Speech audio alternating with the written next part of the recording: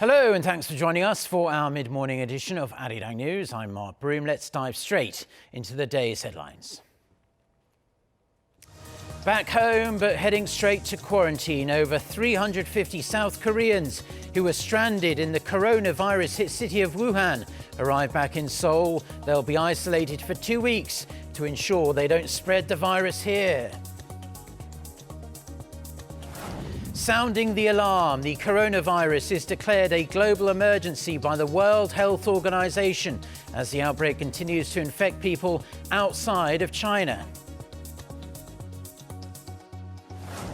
Plus, it's Britain's final day in the European Union. When the clock strikes 11 p.m. in London, the UK will have finally completed Brexit some 3.5 years after Brits voted to leave.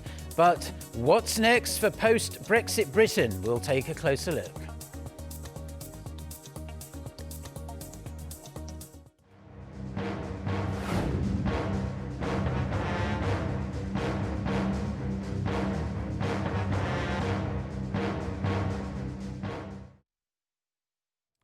Now, we start with some news just coming in. South Korea has just confirmed its 7th case of the new coronavirus. The Korea Centers for Disease Control and Prevention has yet to announce any details of who the patient is and how he or she contracted the virus. We'll have more details on that in our next newscast at noon. Now, a chartered flight carrying 367 South Korean nationals from the Chinese city of Wuhan, the epicenter of the outbreak, arrived at Seoul's Gimpo International Airport a couple of hours ago. There was a bit of a delay following a thorough screening of the passengers before departure. They are subject to another quarantine check before being transferred to 2 government facilities where they will stay for at least 14 days. During this time, they will be barred from leaving the premises or being visited by guests. They'll also get health checks twice each day and will be transferred to medical centres if they show any symptoms or have a fever. As for the 350 South Korean nationals still in Wuhan, Seoul's foreign ministry says it's in close consultations with the Chinese government to arrange another flight as soon as possible. And the death toll and the number of confirmed coronavirus cases in China continues to rise by the day. For the latest, we connect to our Kim Jae-hee, who's standing by for us on the line. Jae-hee, please fill us in. China's National Health Commission said on Friday the number of deaths in China has now reached 213, and around 9,700 cases have been confirmed in the country. That's nearly 2,000 new confirmed cases and 43 more deaths compared to the previous day.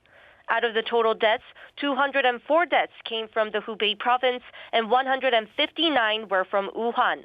The rise in the number of cases comes after the World Health Organization declared the coronavirus outbreak a public health emergency of international concern. The Director General for the WHO said on Thursday during a news conference in Geneva that the main reason for the declaration is not because of what is happening in China, but because of what is happening in other countries. I'm declaring a public health emergency of international concern over the global outbreak of novel coronavirus. Our greatest concern is the potential for the virus to spread to countries with weaker health systems and which are ill prepared to deal with it. He also stressed that the WHO continues to have confidence in China's capacity to control the outbreak and that there is no need at this time for measures that interfere with travel and trade. The WHO declares international health emergencies for only extraordinary events that cause health risks to other countries through international spread and potentially require a coordinated international response. The declaration alerts WHO member countries to step up precautionary measures, such as screening travelers and monitoring international trade. This is the 6th time such an emergency has been declared by the WHO.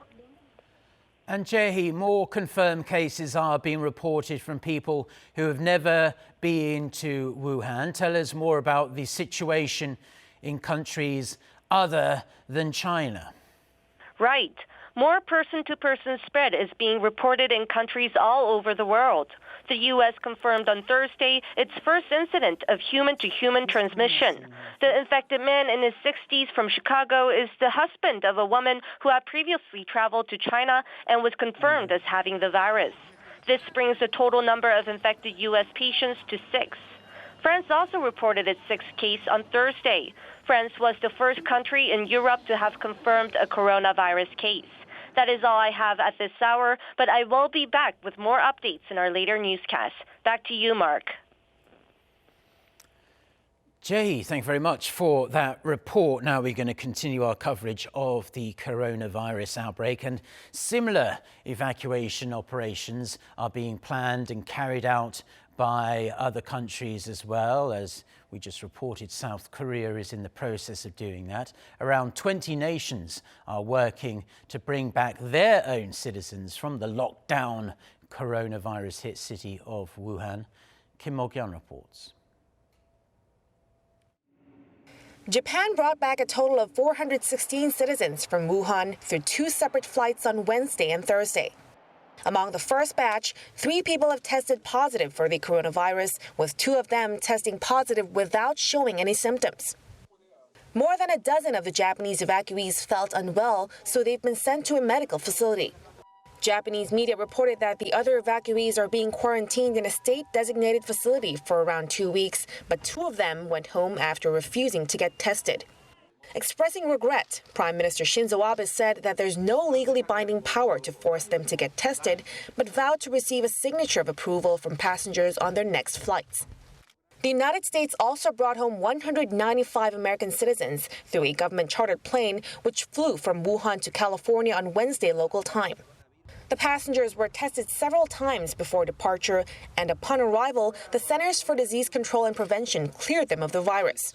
Though they are not under federal quarantine, the passengers will voluntarily be screened for any signs of the illness at the March Air Reserve Base for 3 days.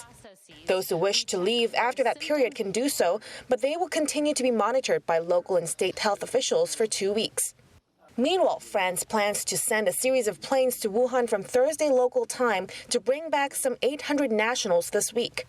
Symptom-free nationals will be evacuated in the first flight, followed by those with symptoms in the next flights.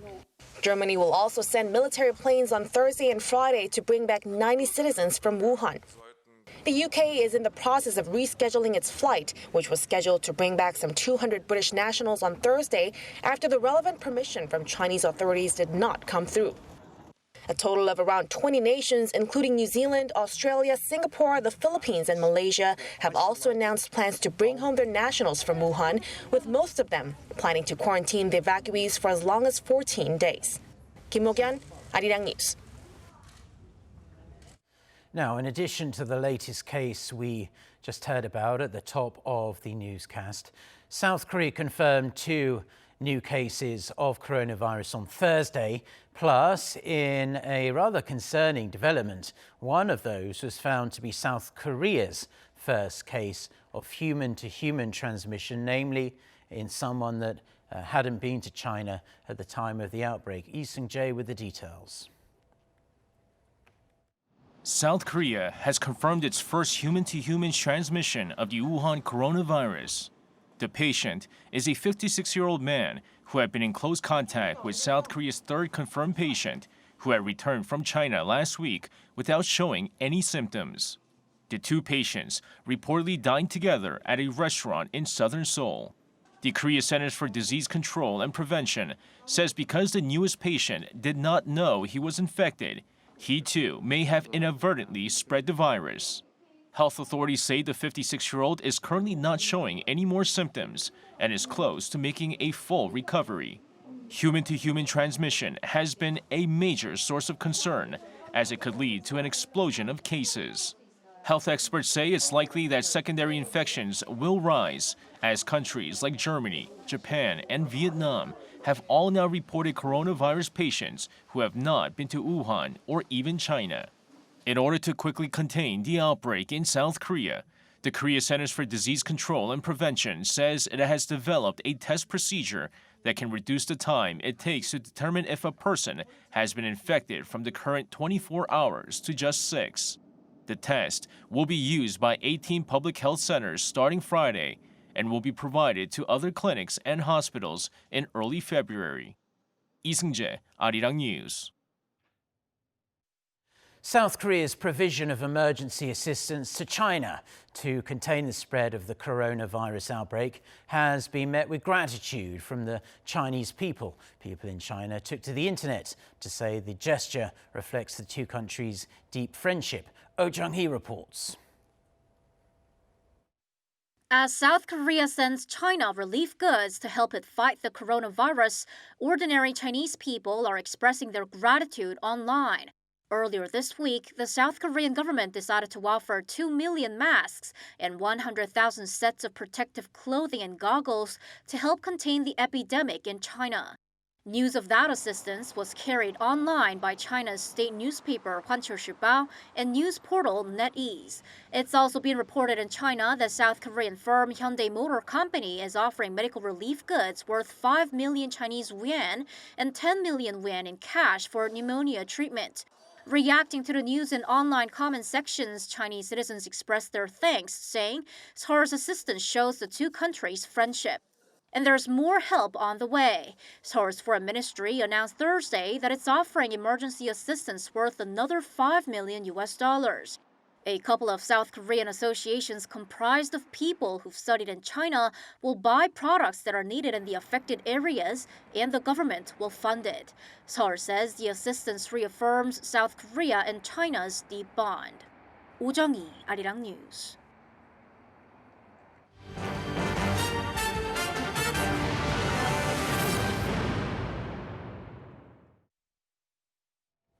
Now, in other news, when London's iconic Big Ben strikes 11 p.m. on Friday night, the UK will officially be out of the European Union.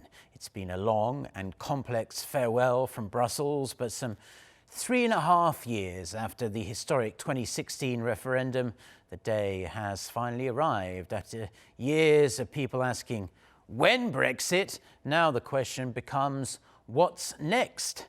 After Brexit. Our Oh Seung files this report from London. 3.5 years after the UK narrowly voted to leave the European Union, Friday closes a chapter on its 47-year membership of the regional bloc. But that's not the end of the story. The withdrawal agreement, which goes into force at 11 p.m. in the UK, also marks the start of what are expected to be long and gruelling trade negotiations. The various sticking points include rules on regulatory standards, fishing, banking, energy and transport. But while the two sides slug out a deal, a transition period takes effect.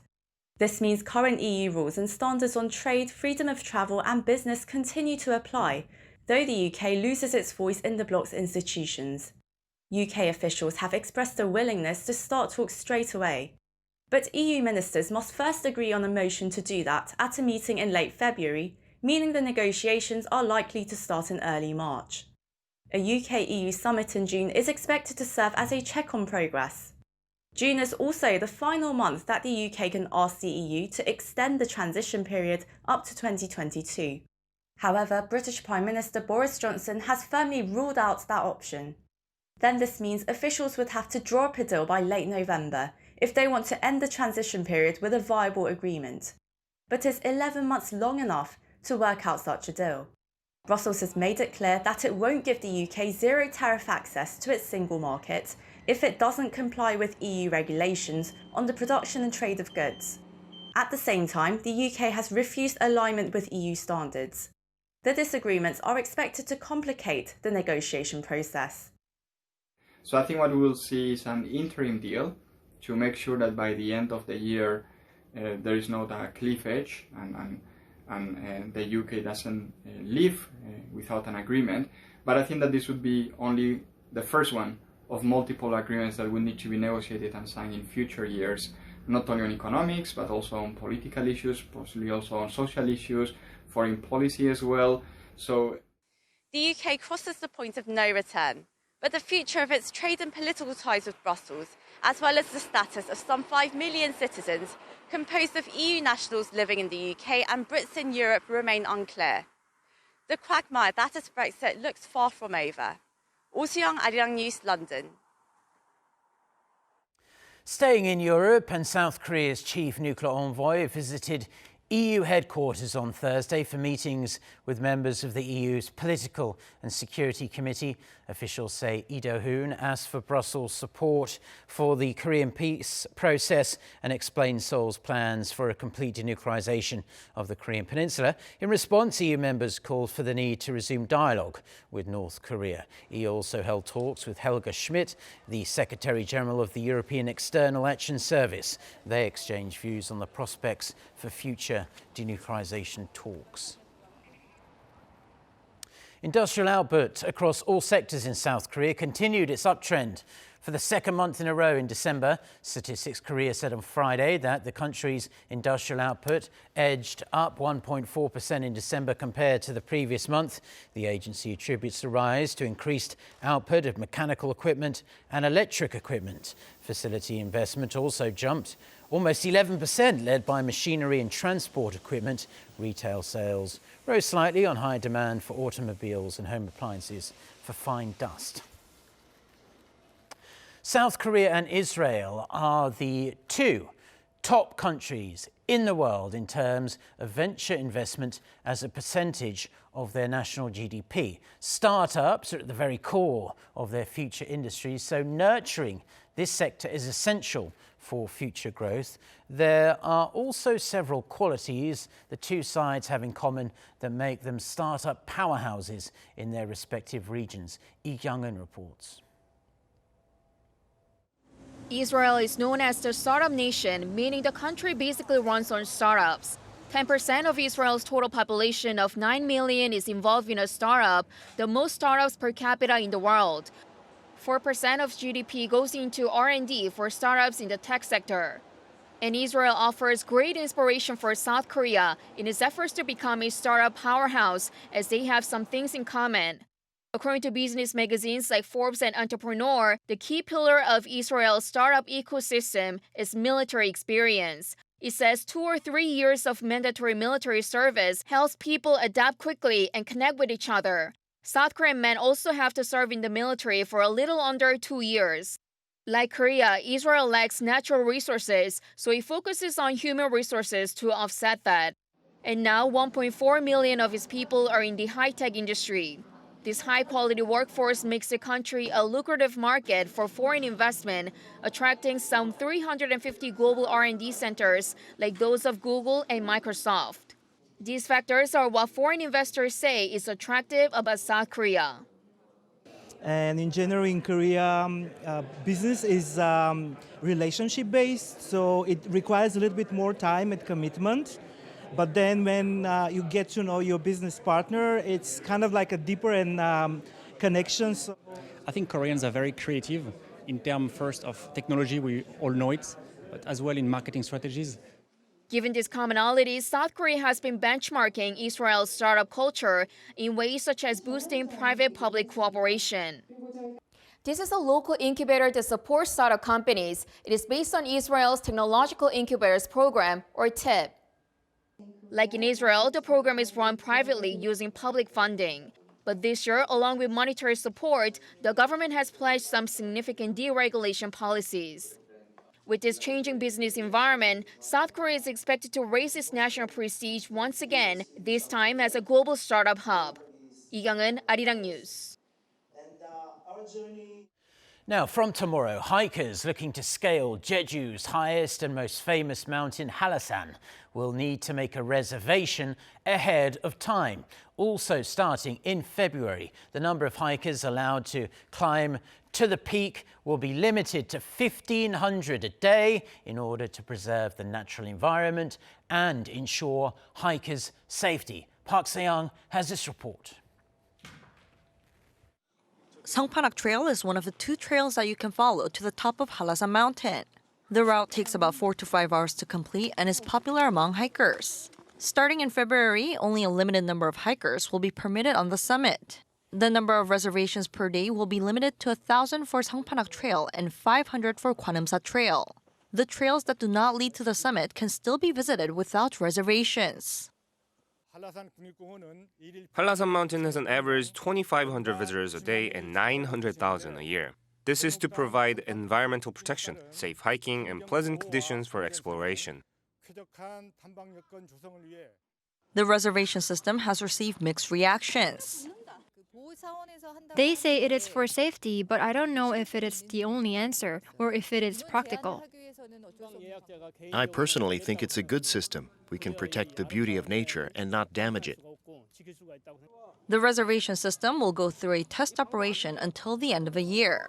Weekend reservations for the 2 summit courses are already mostly filled. Park Se-young, Arirang News.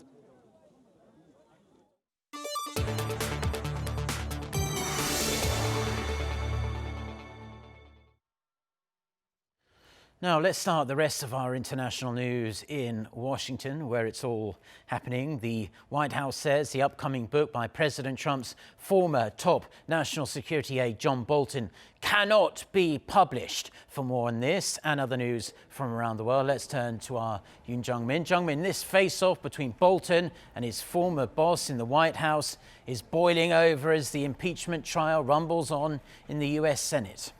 Right, Mark. The White House National Security Council says Bolton's unpublished book contains significant amounts of classified information, so it cannot be published. This comes as Democrats are pressing to summon the former national security advisor for testimony in the impeachment trial. The NSC said in a letter to Bolton's lawyer that the manuscript may not be disclosed without removing the classified information, mentioning Bolton's duty to stick to non-disclosure agreements. Bolton's attorney, Charles Cooper, says the letter was dated January 23rd. The Washington Post reports that Cooper denied the White House claims, saying the book does not contain anything classified. The attorney added his client is currently preparing for the possibility that the Senate might subpoena him to testify. Earlier, the New York Times published details of the book, sparking a frenzy on Capitol Hill. The manuscript reportedly says President Trump told Bolton in August that he wanted to freeze $391 million of aid to Ukraine until the country helped him investigate former Vice President Joe Biden and his son over allegations of corruption. Following the New York Times report, President Trump took to Twitter saying he never told Bolton such things and called the book nasty and untrue. Bolton's book, The Room Where It Happened, a White House memoir, is slated to go to sale on March 17th. Testing reports by the Pentagon have found shooting problems and software flaws in Lockheed Martin's F-35 fighter jets. Citing the Pentagon's test office, Bloomberg said Thursday that the 25mm gun on Air Force models of the Joint Strike Fighter has, quote, unacceptable accuracy in hitting ground targets. The report also found 873 software issues, down from 917 in September 2018. The assessment added, although the problem offices are working to fix deficiency, new discoveries are still being made. No major new failing was spotted in the plane's flying capabilities. South Korea has started to introduce F-35A stealth jets to its own air force.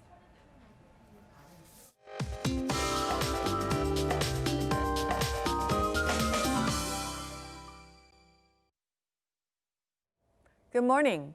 January is ending with mild temperatures, but colder air will flow in this weekend with lows dropping below freezing. So dress accordingly for any outdoor activities and don't forget your protective mask. In fact, most regions will suffer from bad air this weekend. Today, though, Korea's western regions will see polluted air. Now back to today's temperature readings. Daily highs will be 3 to 5 degrees Celsius higher than the season norms, and Seoul will get up to 7 degrees, Daegu, Gyeongju, Jeju topping out at 9 degrees. And fairly sunny skies will dominate the country today. Before we say farewell to winter, Mother Nature will send some icy cold weather, the coldest air we've seen in weeks. In fact, next Tuesday is Ipchun, the start of spring, according to traditional calendar. But do expect bone-chilling conditions from Ipchun and most of next week. That's Korea for you, and here's the international weather for viewers around the world.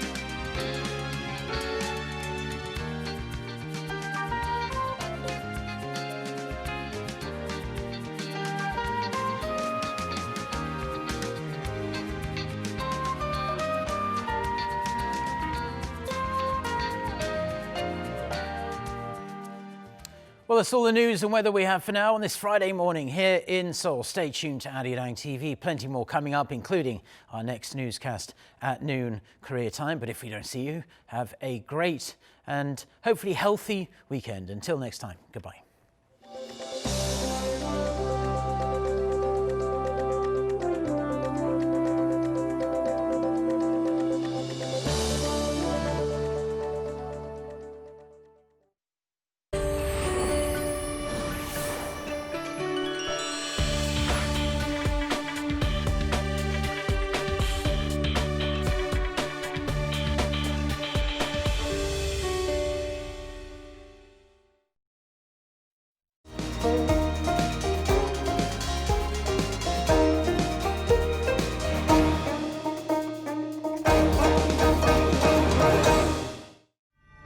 General Kim Young-hwan, a graduate from the Chosun Defense Academy in 1948, was one of the 7 who founded Korea's Air Force. He was an elite officer, but during the Korean War, there was an incident where he disobeyed orders to drop a bomb. However, despite having disobeyed a military command, he received a medal. Even a memorial ceremony was held in his honor at Haeinsa Temple. What had happened to cause this reaction?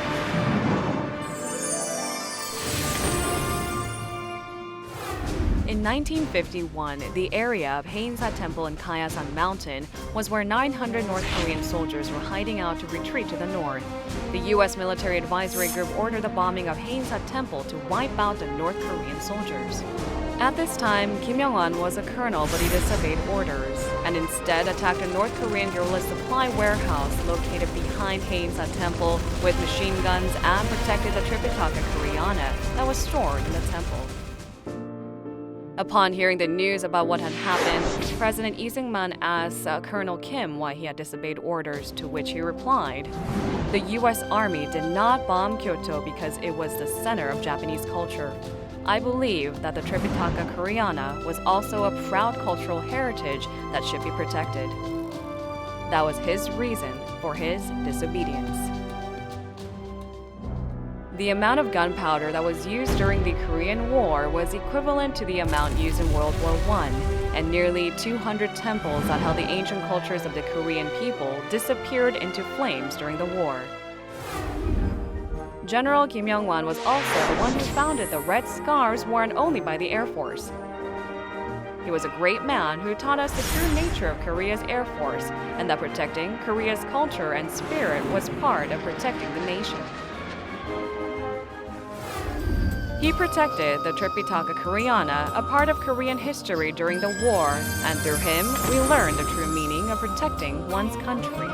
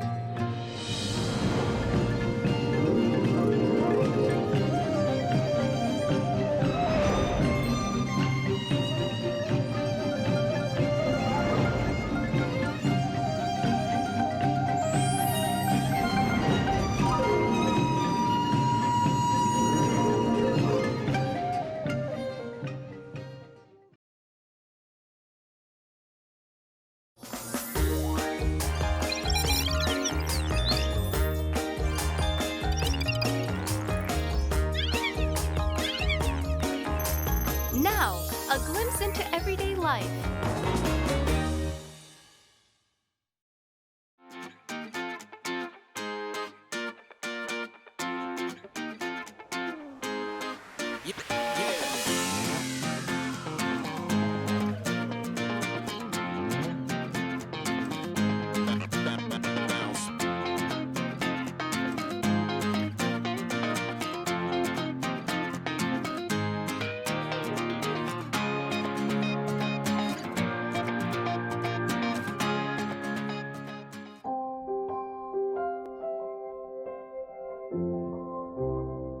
A child stretching his hand towards a barbed wire fence. An eye of a child witnessing soldiers aiming a gun at a citizen and employing brutal force in public. And the nostalgic memories and longing for one's homeland.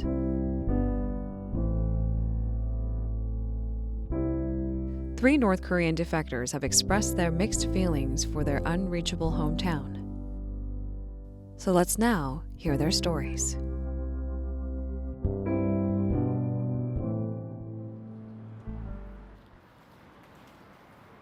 This is a gallery in Insadong, Seoul. And it's the venue for one special art exhibit by three young artists. Each is armed with their distinct, outstanding artistry, but they also have one thing in common. They are all from Hamgyeongbuk-do province in North Korea. 네, 안녕하세요. 제 이름은 강춘혁이고요. 1998년도에 13살 되던 해 북한을 넘어왔고요. 함경북도 청진에서 나서 자랐고요. 여기 온 지는 이제는 5년이 가까우는데 2014년도 6월에 왔고 저희 이름은 전주영이라고 합니다. 네, 저는 안충국이라고 하고요. 함경도 원성군 강안리라는 아주 작은 마을에서 태어났고 2009년에 탈북을 했고 현재는 홍익대학교 미술대학 해학과를 졸업을 앞두고 있고 계속 미술 활동을 하려고 합니다. 네, 미술을 시작하게 된 계기는 제가 10살 되던 해에 아버님께서 네가 한번 미술을 해보라 라는 이제 제안으로 시작이 됐는데 남원에 왔는데 이제 아버님이 반대를 하시는 거예요. 미술을 하면 안 된다, 먹고 살기 힘들다라고 이제 잠깐 그만뒀었는데 그만두는 중에도 저는 계속 그런 미술을 하고 싶다라는 욕망이 저도 모르게 계속 뚜렷했던 것 같아요. 죽을 때까지는 해야겠다라고 생각을 하고 시작했습니다. 미술에 대해서 전혀 배운 적도 없고 어디 가서 미술을 하다가 왔거나 막 그런 적은 없는데 어떠한 그 자유로운 표현이라든가 그런 방식에 있어서 너무 궁금한 거예요. 이 대한민국에 왔을 때 좀 그러면 한번 좀 도전해 보자. 그래서 미술을 하게 됐어요. 어릴 때부터 그렇게 생각했었어요. 그냥 나는 나중에 화가가 돼야겠다. 꿈을 항상 가지고 있었고 그게 어떻게 영향력이 커가지고 현재까지 이렇게 작가의 길로 오게 된 것 같습니다. This exhibition is titled Gamachi. What does it mean? 함경도를 표현할 수 있는 말이 어떤 얘기가 있을까 하다가 까마치가 나오게 됐고요. 까마치라는 게 이제 함경도의 방언으로 누룽지라는 뜻입니다. 또 까마치라는 게 누룽지라는 게 밥을 퍼내기 전에는 모르는 존재잖아요. 그래가지고 또 두 후배님들도 이제 졸업을 했고 이제 앞으로의 작가의 길도 가야 되는 부분이 있고 이렇게 하면 큰 의미가 있을 것 같아가지고 이렇게 전시를 시작하게 되었습니다. They recall their homeland with a bittersweet mix of yearning but also relief.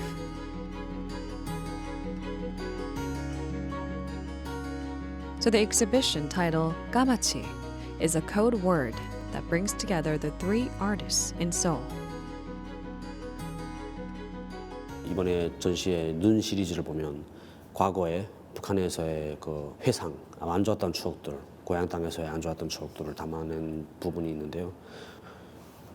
두 작가도 다 같은 내용들이 담겨져 있더라고요. 뭐 고향의 그림이나 강 건너 마을 작품 같은 거 보면 고향에 대한 그림, 다시 갈 수 없는 곳, 뭐 이런 식의 그거를 배제한다고 해도 그게 남아 있는 것 같더라고요. 그리고 또 안충국 작가 같은 경우는 추상이지만 그 안에 또 작품 내용이 흔적이잖아요. 흔적과 장소, 공간이었고 또 과거의 흔적과 현재의 흔적들을 계속 이어가면서 작품을 풀어내는 그런 걸 보면 그 마찬가지 또한 고향에 대한 그림과 남겨 있었던 곳, 뭐 이런 것들이 어떻게 보면 다 공통점이 아닐까. 예. To them, North Korea is an isolated enclave of poverty and hunger, but it's also home. Even if there's plenty they hate about, there's also so much that they miss, sometimes with a heavy heart. The artworks capture that longing, as well as the difficulty they faced while adjusting to life in Korea. 우리가 양국을 다 경험해봤잖아요. 북한과 남한. 자화상이라고 할 수 있죠. 또 혼란이라는 걸 되게 많이 주고 싶었거든요. 작품에서. 과연 내가 이제 대한민국 국적을 가지고 이 사회에 살고 있지만 과연 나는 어느 나라 사람인가 이런 혼동이 올 때도 있고 옛날에는 이런 차별적인 뭐 색안경을 끼는 분들도 많았고 남북한 뭐 교류가 친선 축구를 하면 친구들끼리 모여 앉아가지고 야 근데 우리는 어디를 응원해야 되지 솔직히 뭐 이러면서 막 이렇게 혼동이 올 때도 있고 그런 것들을 많이 얘기하고 싶었어요.